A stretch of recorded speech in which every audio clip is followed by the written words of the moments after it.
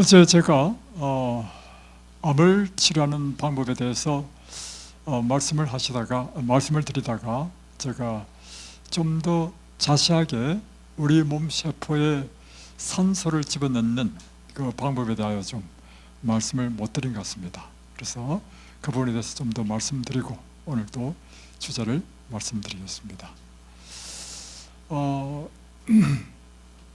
암의 가장 큰 원인은 세포의 산소가 부족할 때 암세포가 됩니다. 자, 그 과정을 보면 이렇게 되죠.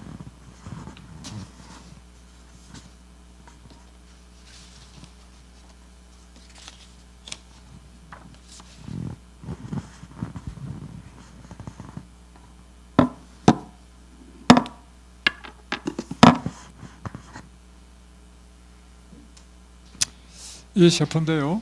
세포는 혈액을 통해서 특별히 적혈구를 통해 가지고 산소와 당이 공급되죠. 그럴 때 이 세포 속으로 들어오면 미토콘드리아는 핵이고,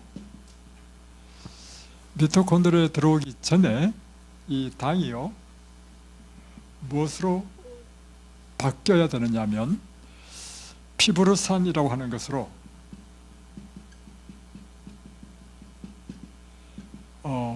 전환이 되어야만이 이 미토콘드리아에 들어갑니다. 그래서 포도당이 피브로산으로 변환될 때 이 ATP라고 하는 에너지가 발생합니다. 그러니까 지금 미토콘드리아 바깥에서 이미 이 두 단위의 이 에너지가 만들어진다는 거죠. 그리고 이 피브로산으로 바뀐 것이 이제 미토콘드리아 안으로 들어가면서 이제 산소와 함께 이제 태우는 거죠. 그래서 이때 30에서 36 ATP, 그러니까 포도당 1분자가, ATP라는 것은 뭐냐면 에너지의 단위입니다. 우리 세포 속의 에너지 단위, 이렇게 생긴단 말이에요. 그러면 여기서 생긴 이 ATP와 여기 생긴 것이 합하면 32에서 38 ATP의 에너지를 만들어내는 것이 일반적인 세포입니다. 그런데 세포막에 기름이 꽉 꼈거나 등등 여러 가지 이유로 인해 가지고, 또 아니면 혈액이 뻑뻑해 가지고 사실 산소가 부족하거나 이럴 때 이제 당이 들어가면 피브로산으로 변환되는 것은 똑같이 일어납니다. 근데 피브로산으로 전환되면서 이 ATP가 생기죠. 그런데 이 피브로산이 미토콘드리아로 들어가려고 하니까 문제는 뭐냐면 산소가 없어서 태울 수가 없단 말이에요. 이럴 때 피브로산이 저산으로 바뀌어가지고 발효를 한다는 것입니다. 그러면서 에너지는 하나도 못 만들어냅니다. 이렇게 돼요. 이렇게 되니까 암세포는요, 총 포도당 1분자당 에너지를 이 ATP밖에 못 만들어내. 정상세포는 32에서 38을 만들어내는데 엄청난 차이가 나죠. 이 에너지를 만들어내야 사실은 우리 몸에 활력이 생기고 모든 기능을 다 한단 말이에요. 그런 기능이 안 되는 거잖아요. 그러면서 이 암세포는 끊임없이 이제 커나간다는 거죠. 그래서 이와 같이 암 환자들은 절대적으로 에너지가 부족합니다.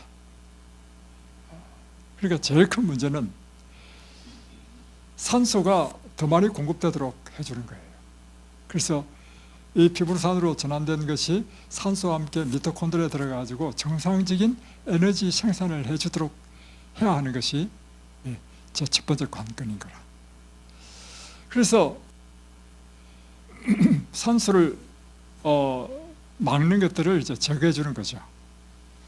그래서 우리가 해야 될 일 가운데 하나는 뭐냐면 피를 깨끗하게 해야 돼. 피를 깨끗하게 하는 제일 좋은 방법이 무엇이죠? 금식입니다. 두 번째는요, 식사로서는 채식입니다. 육식을 하게 되면 피가 뻑뻑해가지고 산소가 못 들어갑니다. 세 번째는 호흡입니다. 그러니까 똑같이 호흡을 한다더라도 공기가 많은 지역에서 호흡을 하게 되면 절대적으로 산소가 부족합니다. 또 한 가지는 우리가 자세가 똑바라야 되는 이유가 뭐냐면 자세가 구부정해버리면 폐가 압박이 받아서 산소를 충분히 못 집어넣어요. 그래서 여러분 이 자세를 그래서 제가 사실 식사할 때 밥 먹는 그분 안 오셨네? 그래요? 식사하실 때마다 여러분들의 자세를 제가 유심히 봤습니다. 봤는데 제가 놀란 게 있어요. 90세가 되신 우리 김영기 장로님, 80세가 되신 김영 집사님은요 허리가 꼿꼿해. 그런데 그렇지 못한 사람들도 있더란 말이에요. 그래서 나쁜 자세로 식사한다거나 그럴 때도요 자세가 구부정하면 안 돼요. 딱 발라야 됩니다.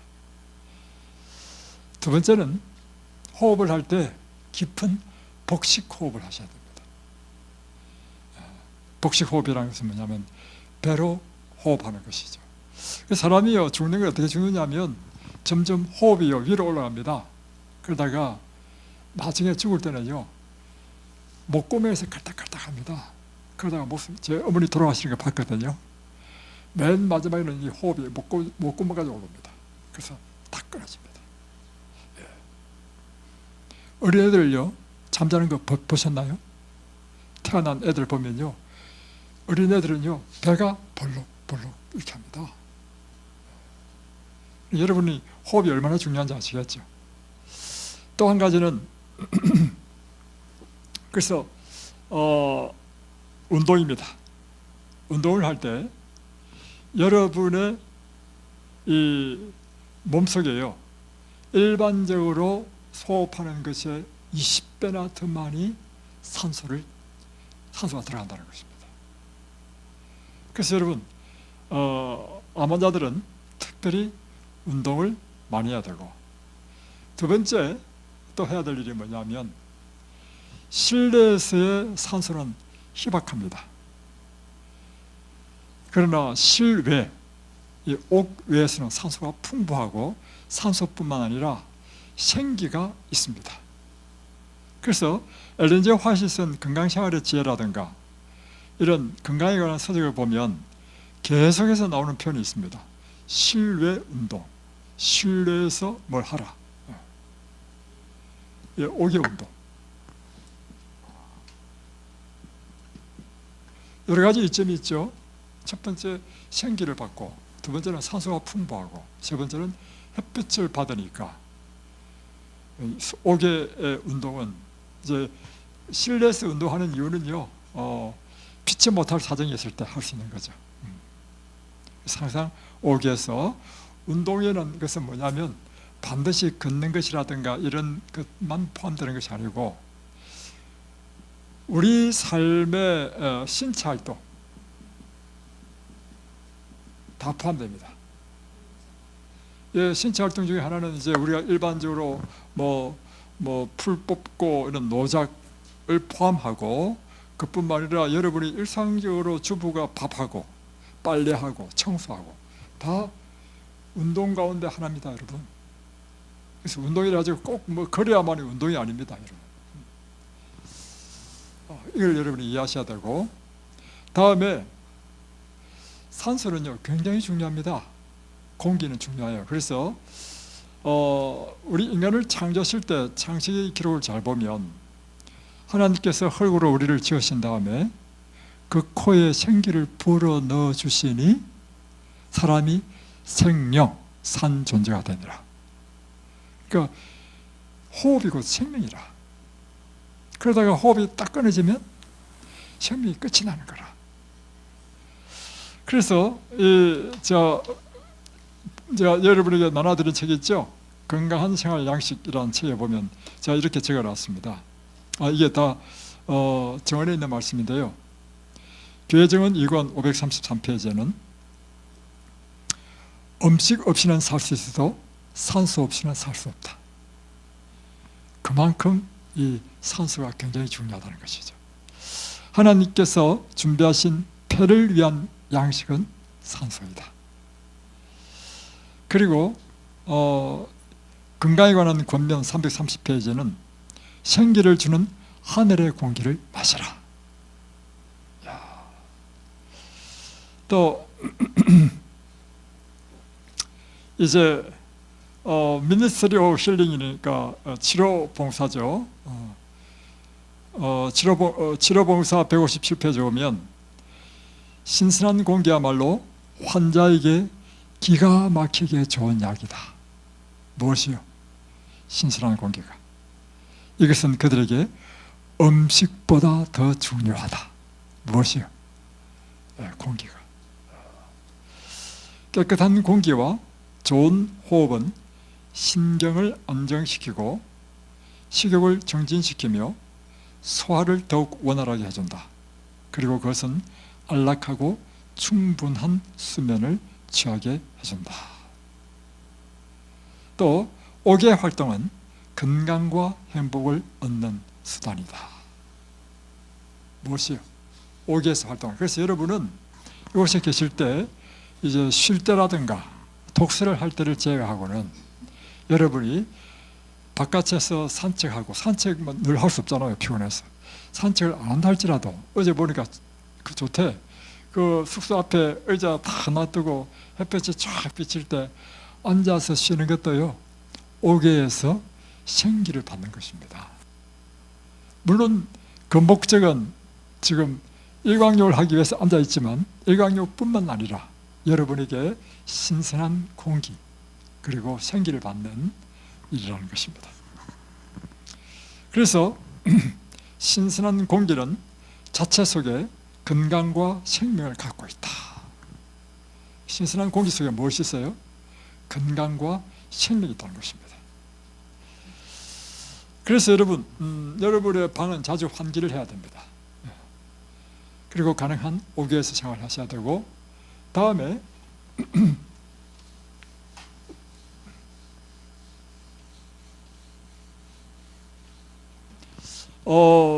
공기도요, 음이온이 풍부한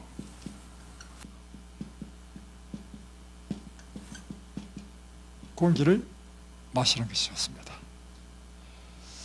음이온이 풍부한 공기가 좋은 이유는 뭐냐면 음이온이 우리 몸에 이 항산화 작용을 하기 때문입니다. 늙는 것은 산화작용이에요. 그것을 막아주는 것입니다. 질병도 산화과정입니다. 그걸 막아준다는 거예요. 자, 또 하나는 음이온이 어디에 많을까요? 음이온이 풍부한 산소를 공기를 마셔야 되는데 어디에 음이온이 많을까요?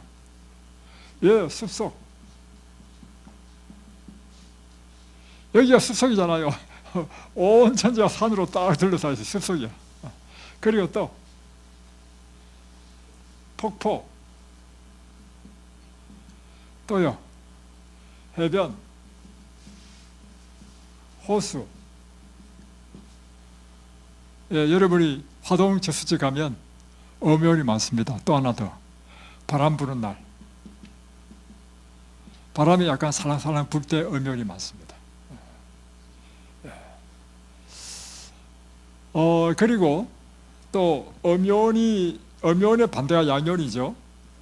양이온이 많은 곳에 가면 우리 몸이 산성 체질이 되고 질병이 걸리기 쉽습니다. 양이온이 많은 지역은 공장지대, 또 주거 밀집,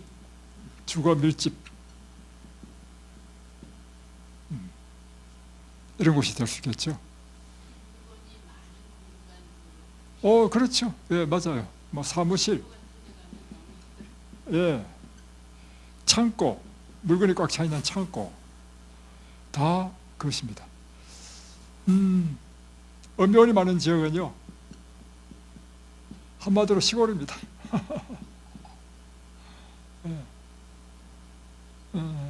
숲이 많은 곳, 그리고 나무도요, 집도요, 콘크리트 집,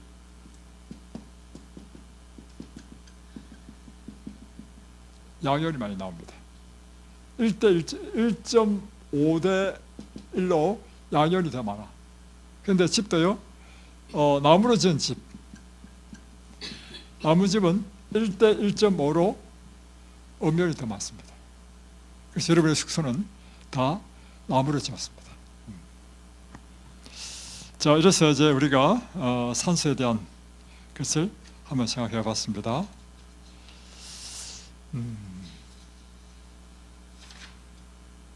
자, 이제 오늘 주제는 오늘 아침에 기도하다가 날마다 제가 말씀을 준비할 때는 기도한다 했죠. 기도하다가 오늘 우리 입소자들에게 필요한 말씀이 무엇일까 이렇게 기도하는 가운데 하나님께서 제 마음속에 주신 영감은 입소자들 가운데 질병으로 인하여 염려와 걱정을 하는 사람이 있겠다 생각이 들어서 염려하지 말라, 이것이 오늘 하나님께로부터 받은 말씀입니다.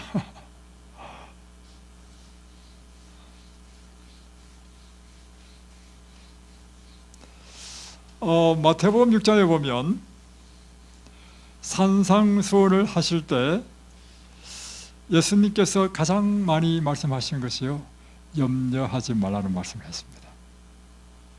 그 이유는 우리 인생의 공통점은요, 염려와 걱정을 하지 않는 사람이 아무도 없다는 것입니다. 그래서 마태복음 6장 25절로부터 32절까지죠. 34절까지 염려하지 말라는 단어가 6번이나 나옵니다. 무엇을 염려하지 말아야 되는가? 자, 한번 보겠습니다. 마태복음 6장 25절. 그러므로 내가 너에게 이르노니 목숨을 위하여 무엇을 먹을까? 무엇을 마실까? 몸을 위하여 무엇을 입을까? 염려하지 말라. 목숨이 음식보다 중하지 아니하며 몸이 의복보다 중하지 아니하냐. 그러니까 첫 번째 염려는 이것입니다. 먹고 사는 것입니다. 예. 무엇을 먹을까? 무엇을 마실까? 먹고 사는 염려, 이 큽니다. 사실은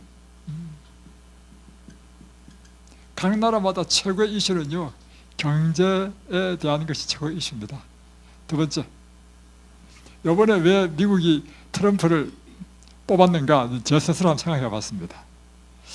우리는 이제 성경을 가르치고 하나님의 이 율법을 가르치는 사람이다 보니까 제일 중요시 여기는 것은 도덕성을 중요시 여긴단 말이에요. 도덕성. 그래서 나는 사람들이 왜 도덕성이 형편없이 없다고 판단되는 트럼프를 미국 사람들이 그렇게 절대적으로 뽑았을까 생각해 보니까 답은 간단해. 그들에게는 도덕성보다 더 중요한 게 있어. 먹고 사는 문제야. 트럼프를 뽑으면 미국 중심의 정치를 할 것이라고 여사하기 때문에 뽑은 것입니다.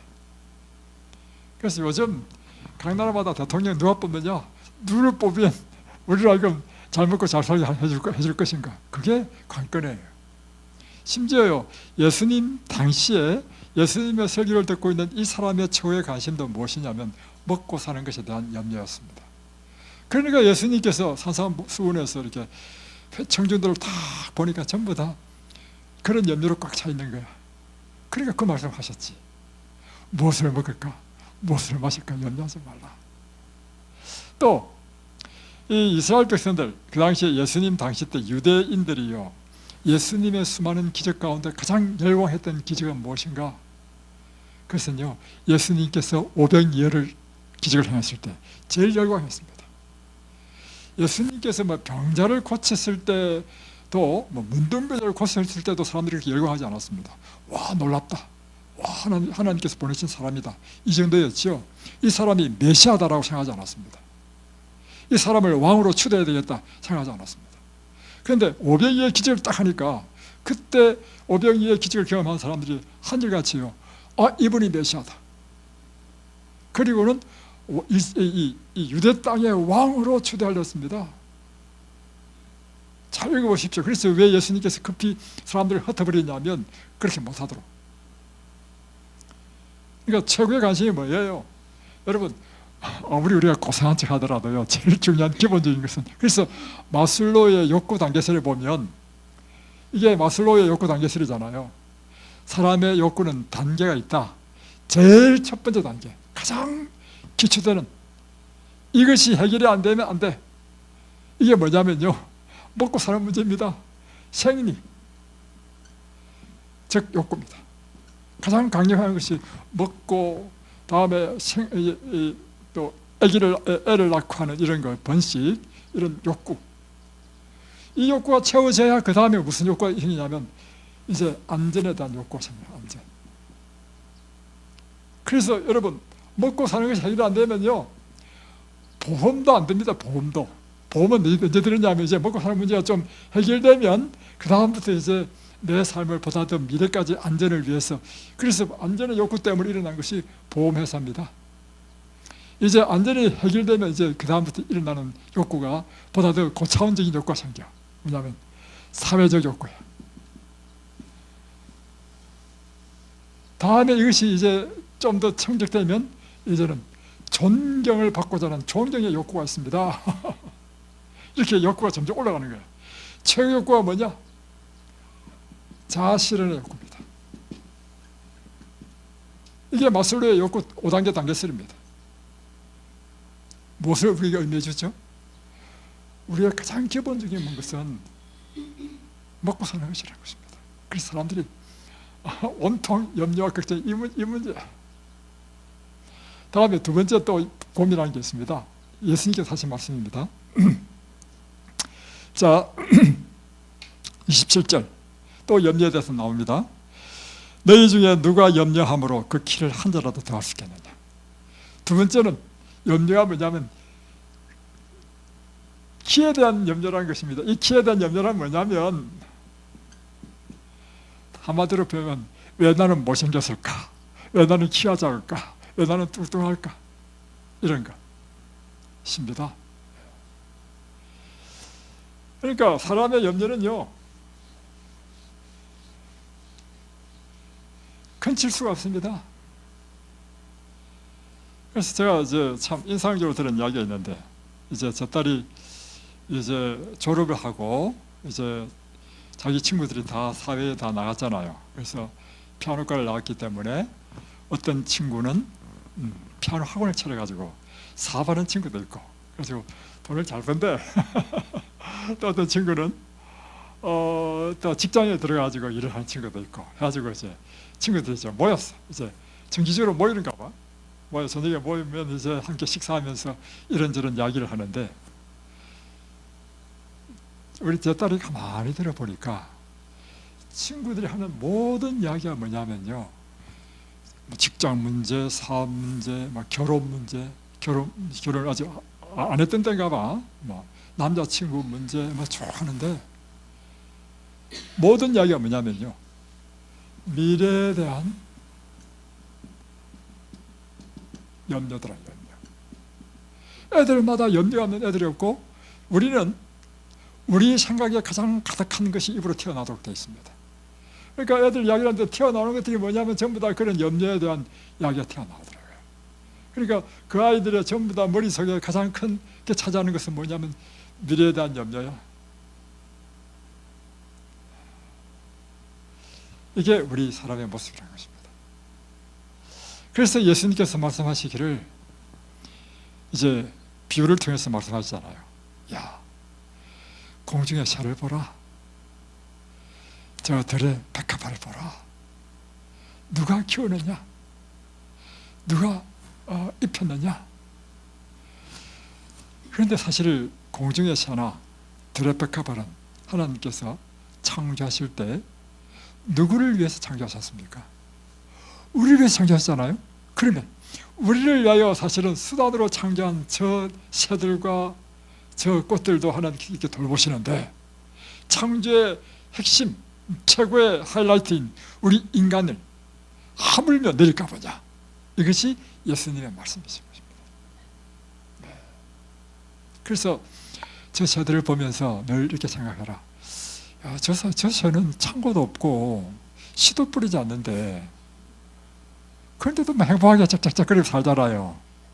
그런데 우리는 씨도 뿌릴 수 있고 일도 할 수 있고 창고도 채워가지고 막 내저벌까지 저장하면서도 왜 걱정하나요? 그렇지?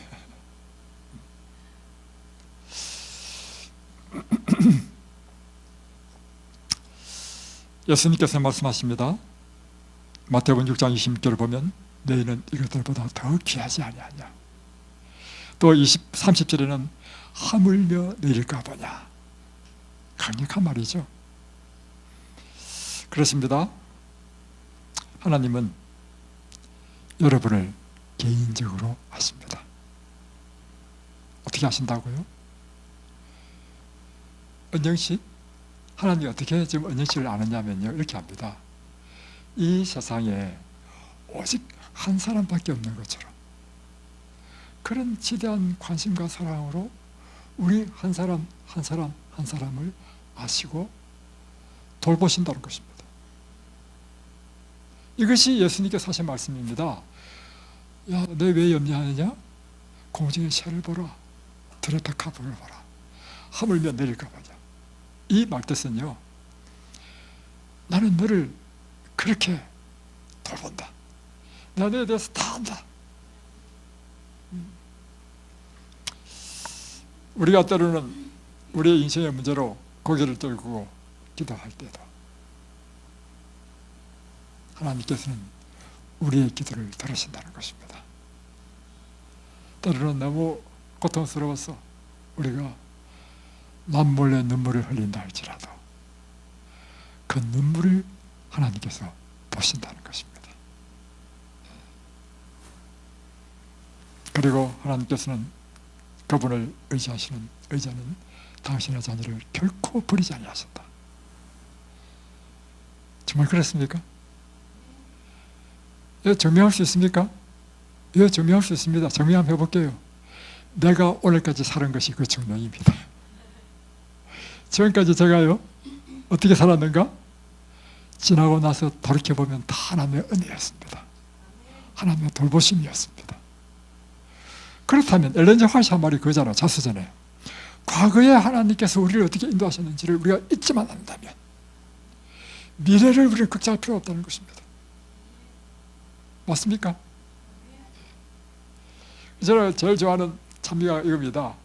이 찬미가 옛날에는 368장이었는데 요즘은 장수가 바뀌어가지고 몇 장인지 모르겠지만, 내가 지금 사는 것 주의 크신 은혜요.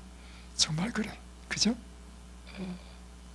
여러분, 그러니까 이렇게 생각하시면 됩니다. 뭐냐면 우리가 뭐 어떻게 사느냐, 이제 잘 사느냐 못 사느냐 이것으로 생각하지 마시고요. 우리 각자는 꽃들도 보십시오. 뭐 페랭이 꽃도 있고 뭐 장미꽃도 있고 다양한 꽃이 있잖아요. 하나님이랑 다 똑같아. 그러니까 우리가 뭐 잘 살았냐 못 살았냐, 힘들게 살았냐 편하게 살았냐, 그게 중요한 것이 아니고, 오늘 하나님께서 나에게 생명을 주시고 지금까지 살게 하신 그것이 나에게는 큰 은혜야. 감사야. 그리고 오히려 우리가 편하게 산 것보다도요, 제 경험에 의하면 힘들고 고난당하고 어려우면 어려울수록 인생이 더 풍부해져. 왜냐하면 다른 사람은 경험하지 못하는 걸 다 경험했단 말이에요. 자, 목사가 되어 보니까요, 목사에게 최고의 축복이 뭐냐면 고난과 시련과 어려움이 많은 것이 더 큰 축복이라. 왜냐? 여러분, 설교할 때 예화를 들 때 남의 이야기는 별로 힘이 없습니다. 내가 경험한 예화만큼 더 힘 있는 게 어디 있겠어요? 근데 여러분, 예화 들을 때 잘 먹고 잘 살았다, 이건 예화가 안 돼. 그죠? 내가 이런 시련과 고난 가운데 하나님께서 어떻게 나를 도우셨는지, 이게 야화가 되지 않겠어요?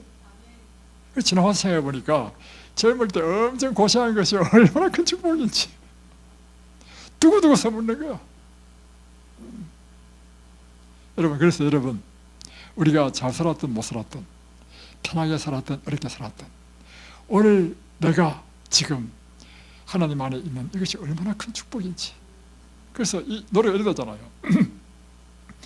내가 지금 사는 것 주의 크신 은혜요. 그 다음, 주를 믿게 된 것은 더욱 크신 은혜라.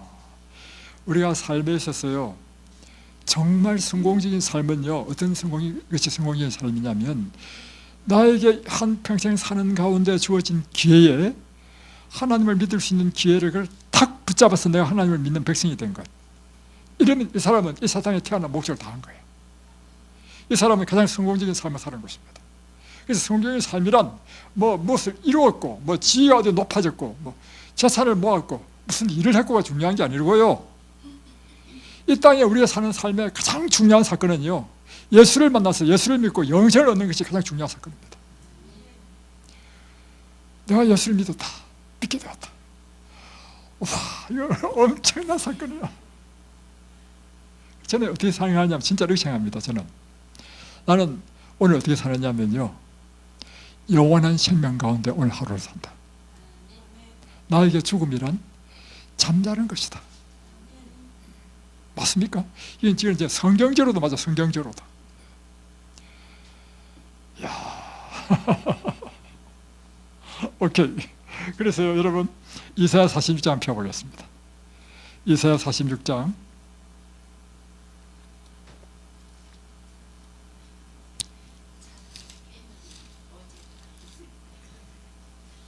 자, 이사야 46장 3절로부터 보겠습니다.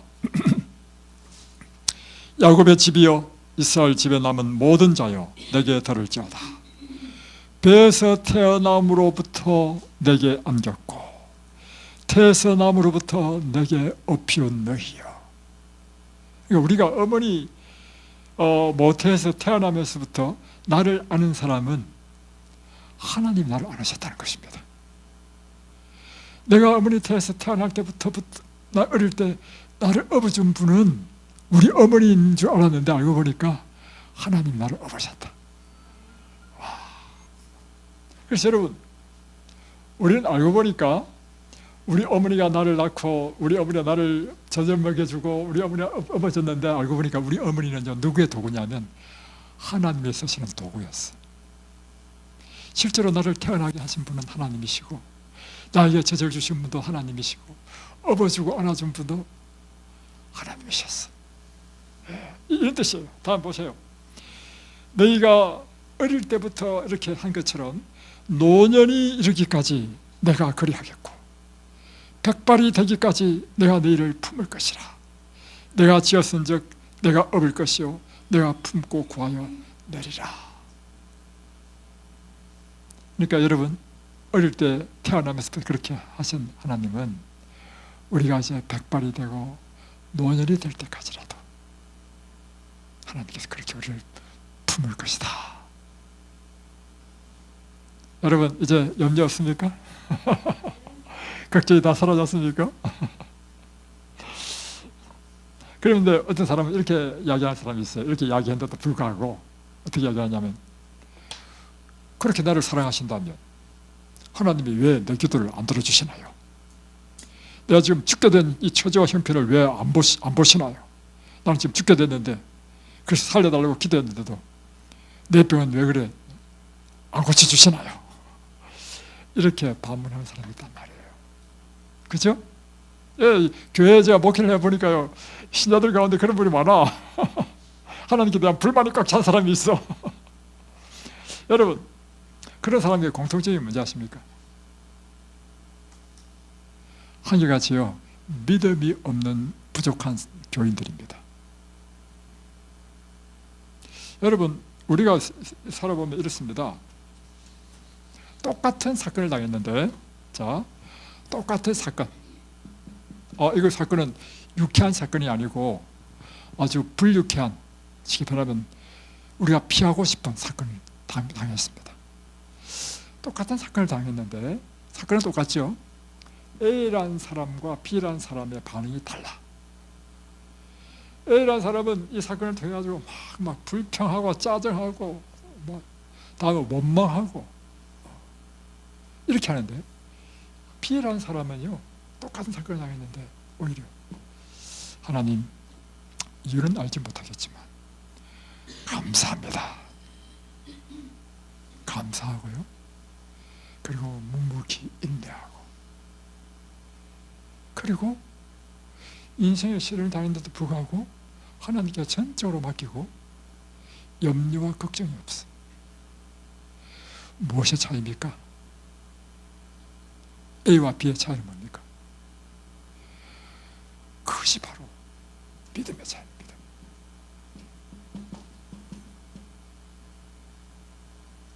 믿음이란 무엇인가? 믿음이라는 것은 전적으로 하나님께 우리 자신을 맡기는 것입니다.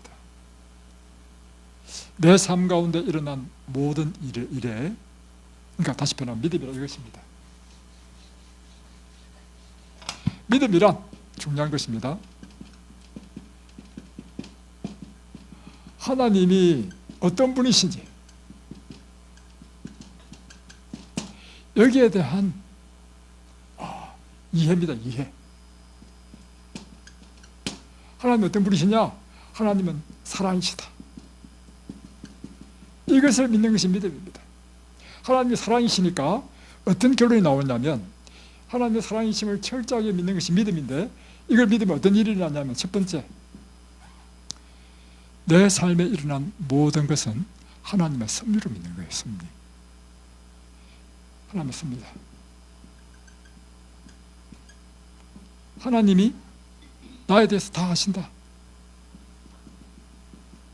그리고 하나님은 나에게 가장 좋은 길을 주신다.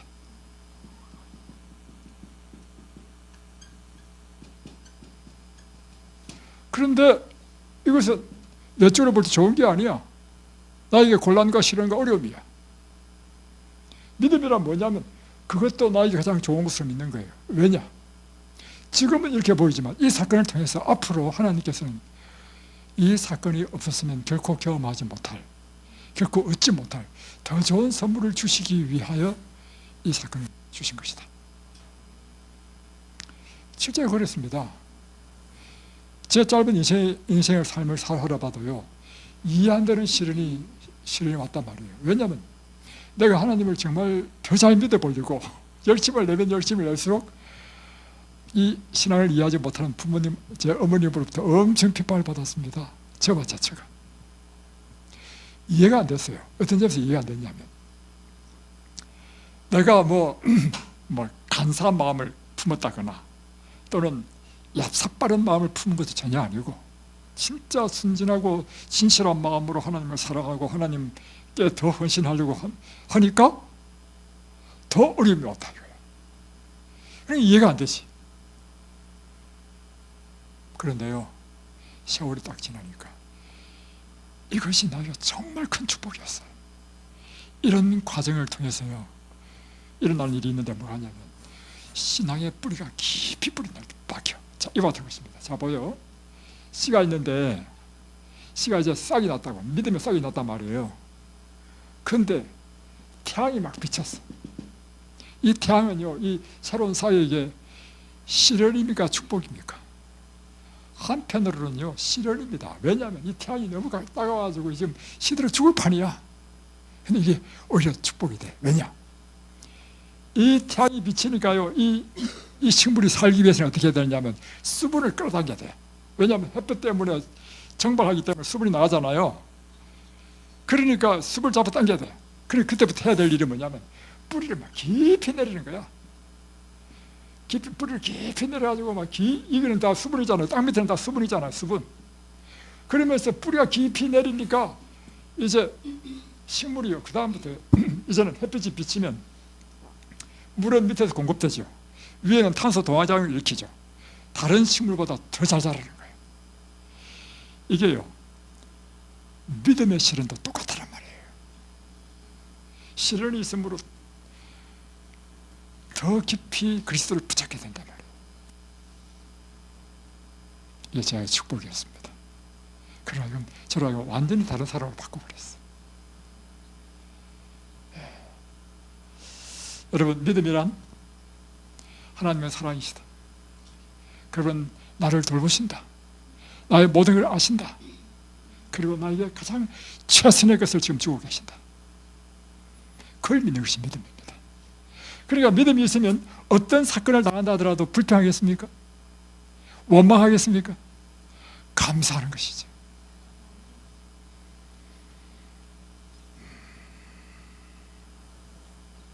결국에는 여러분, 염려하는 것은 무엇이 문제입니까? 믿음이 없으면 염려하게 되고요, 믿음이 있으면 비록 염려할 일이 있지만 묵묵히 참고 인내합니다.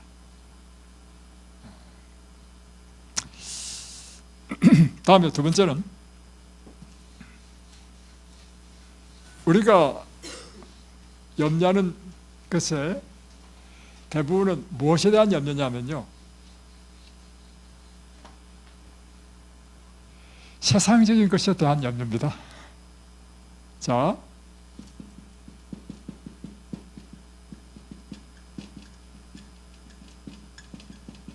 이것을 예수님께서는 뭐라고 표현했냐면, 이 모든 것은 누가 구하는 것이라?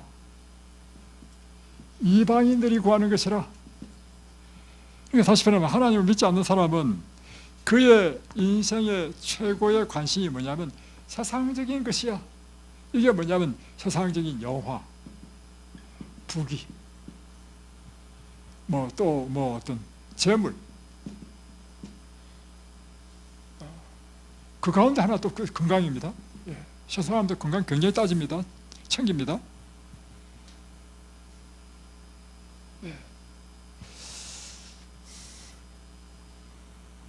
그러면 하나님의 사람이, 하나님의 백성, 하나님의 백성이 추구하는 것은 무엇을 추구합니까? 하나님의 영광. 이것은요, 자기 영광을 추구하는 것입니다. 그죠? 그러나 하나님의 백성은 하나님의 영광을 추구하고요, 다음에 하늘을 소망하고, 관심 자체가 영적인 것이 관심을 줘. 자, 물론 이런 사람들도 세상에 살기 때문에 세상에 부족한 것이라든가 건강이 잃거나 어려움을 당하면 염려 안 할 수가 없기는 없겠지만, 그러나 이것 가지고 목숨을 걸지 않는단 말이에요. 그 차이를 알겠죠? 물론 하나님 믿어가지고 초연할 수 없어. 그죠? 그럼에도 불구하고 중요한 사실은 더 중요한 가치를 추구한다는 것입니다. 이것이 차이예요. 또 한 가지는, 이것은요, 현세적입니다. 우리 하나님 백성이 추구하는 이것은요, 그러니까 이게 뭐냐면 사람들이 구하는 것, 하나님이 우리에게 주시고자 하는 것, 우리에게 주시고자 하는 것, 이것은요 영생입니다. 하늘입니다. 그래서 사람이 구하는 것은 현세적이요, 물질적이요, 이런 것들을 추구해. 그러나 하나님이 우리에게 주시고자 하는 것은 질이 달라. 영생, 하늘, 이게 달라. 그런데 이것은요, 하나님 관점에서 볼 때는 가볍다, 그리고 일시적이다.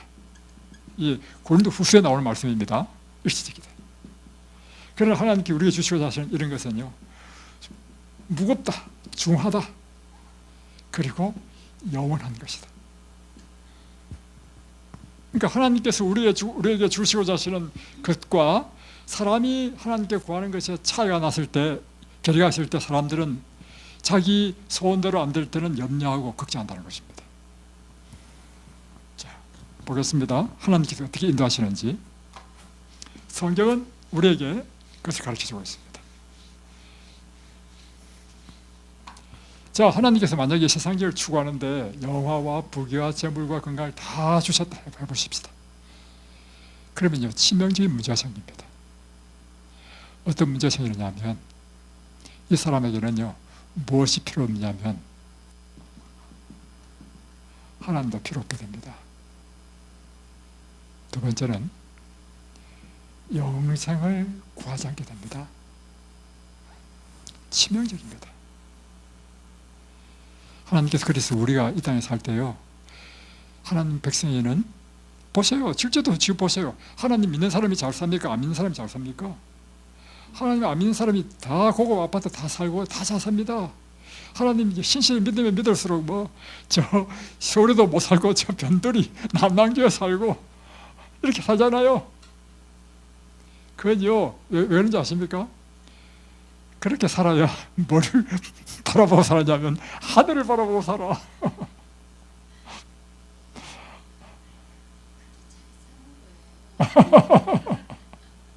그렇죠?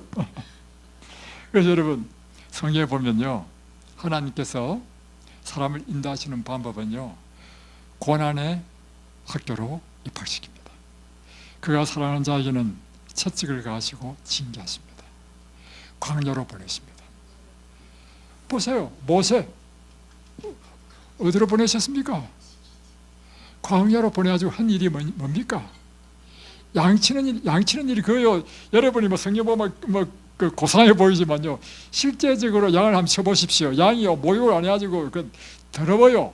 그리고 양 냄새 얼마나 독한지 아십니까? 양고기 여러분 못 먹어요. 냄새 나서. 그리고 노상 양의 종입니다. 한마디로 양의 목자가요, 양의 주인이 아니고 양을 돌보는 종이야. 그런 삶으로 인도했습니다. 그러니까 모세가요, 그의 모든 관심이 하나로 향한 것입니다. 영원한 분에 향한 것입니다. 그래서 40년 동안 양치기 하면서 한 것이 뭐냐면요, 유명한 창세기를 기록했고 엽기를 기록했고, 다음에 아브라함이 원래는요 잘 살았습니다. 각자 우리였어요. 족장이요, 족장. 그가 이제 나올 때 그의 식소들만 1000명이라 했으니까 얼마나 많았겠습니까? 이렇게 살면 안 돼. 그래서 하나님께서는요, 고난의 학교로 입학시킨 거예요. 그래서 잘 사는 갈대우리에서 뽑아낸 것입니다. 그때부터 아브라함은 뭐가 됐냐면요, 나그네가 돼서 나그네. 성경에 보십시오. 나그네 처지가 뭐냐면, 이제 밭에 추수를 할 때 한 기퉁이는 빼지 마라. 왜냐하면 고아와 과부와 나그네를 위해서. 이 뜻은 뭐예요? 불쌍한 사람 중에 한 사람이 나그네야. 지금 하나님께서 아브라함을 어떻게 만들었다고요? 나그네로 만들었어. 야곱, 믿음의 조상이라지만요, 한번 보십시오. 제일 고생 많이 한 사람이 야곱이야. 또 요셉, 다 공통점이 뭐예요? 하나님의 목적은 무엇입니까? 하나님의 목적은요, 그들에게 더 중하고 더 좋은 것, 영원한 것을 주시기 위하여. 이런 삶을 사니까 이 우리 믿음의 부조들은요, 오직 한 분, 하나님을 위하여 살고 영생을 바라며 사는 사람이 되었습니다.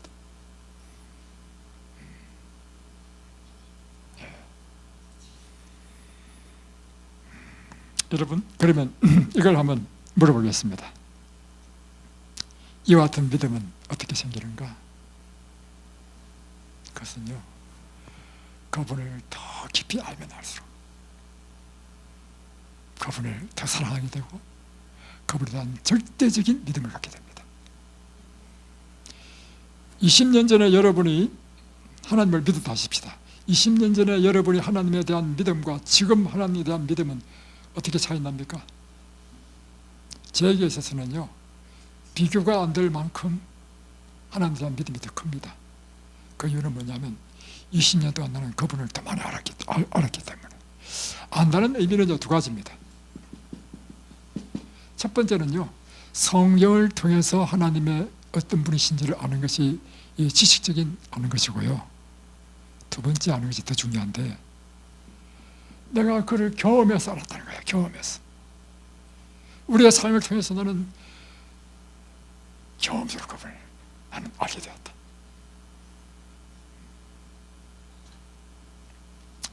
여러분, 그분을 더욱더 배우시기 바랍니다. 특별히 여러분이 시련과 어려움은요, 경험적으로 그분을 배우고 만나기에 가장 좋은 기회입니다. 시련과 어려움을 당해보니까요, 마음이 간절해지고요, 기도도 달라지고요, 성경을 읽어도요, 성경에 이것이 막 가슴에 팍팍 와 박혀. 그리고 마지막으로 여러분 자신을 전적으로 하나님께 드리십시오. 자, 요즘 계속 제가 묵상하는 것이 있습니다. 뭐냐면 내 자신을 전적으로 하나님께 드려야 되겠다. 전적으로. 그래서 그분 안에, 내가 그분 안에, 그분이 내 안에 완전히 일치하는 삶을 살고 싶다는 열망이 제 마음에 간절해지고 있습니다. 오늘 하나님께서 여러분에게 말씀하십니다. 사랑하는 딸아, 염려하지 마, 걱정하지 마. 공중의 새를 보라, 들의 백합을 보라. 하물며 내릴까 보니